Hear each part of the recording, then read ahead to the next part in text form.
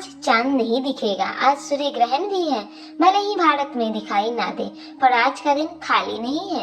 आज है सावन अमावस्या और इससे जुड़ा एक ऐसा व्रत जो सीधे धरती और खेती से जुड़ा है। हर हर महादेव। सोल वेद की 30 डेज ऑफ सावन स्टोरीज के डे 14 में आपका स्वागत है। पिठोरा व्रत का उल्लेख स्कंद पुराण के सावन मास महात्म्य के दूसरे अध्याय में मिलता है, जहां भगवान शिव सनत कुमार को सावन की हर तिथि के देवता और विशेष व्रतों के बारे में बताते हैं। शिव जी ने सनत कुमार को समझाया। सावन मास की अमावस्या तिथि को पिठौरा व्रत कहा जाता है। इस तिथि में कुसु का ग्रहण और वृषभों का पूजन किया जाता है। ये एक छोटा पर बहुत गहरा प्रसंग है। कुश एक पवित्र घास मानी जाती है, जिसका उपयोग लगभग हर हिंदू पूजा अनुष्ठान में होता है। इसे पवित्रता और शुद्धिकरण का प्रतीक माना जाता है। अमावस्या पर कुश एकत्रित करने की परंपरा है, क्योंकि इसी दिन कुश की शक्ति सबसे प्रबल मानी जाती है। और वृषभ यानी बैल की पूजा ये सीधे कृषि जीवन से जुड़ी है। सावन का महीना ठीक उस समय आता है जब खेतों में सबसे ज्यादा काम होता है। जब बैल हल जोतते हैं, धरती को तैयार करते हैं। हमारे पूर्वजों के लिए बैल सिर्फ एक पशु नहीं, बल्कि आजीविका का आधार था।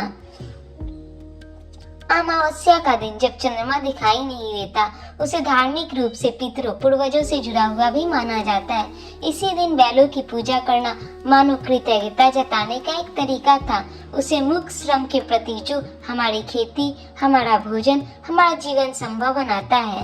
पिठौरा व्रत हमें एक बहुत सीधी पर गहरी बात सिखाता है। कृतज्ञता सिर्फ देवताओं के लिए नहीं होनी चाहिए, बल्कि उन सब के लिए भी जो चुपचाप हमारे जीवन को संभव बनाते हैं। बैल कभी बोलता नहीं, कभी श्रेय नहीं मांगता, फिर भी उसके बिना खेती संभव नहीं है।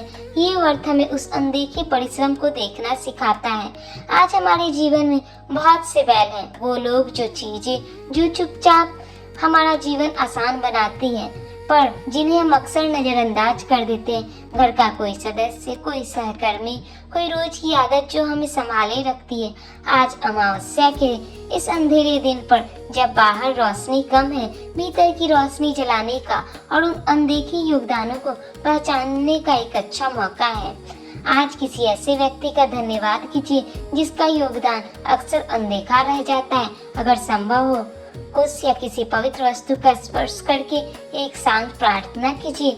अमावस्या के अंधेरे में आज एक दिया जरूर जलाइए और प्रार्थना कीजिए, हे प्रभु, हमें वे दृष्टि दीजिए जो अनदेखे परिश्रम को भी देख सके, और हमें वो कृतज्ञता दीजिए जो सिर्फ शब्दों में नहीं, हमारे व्यवहार में भी झलके।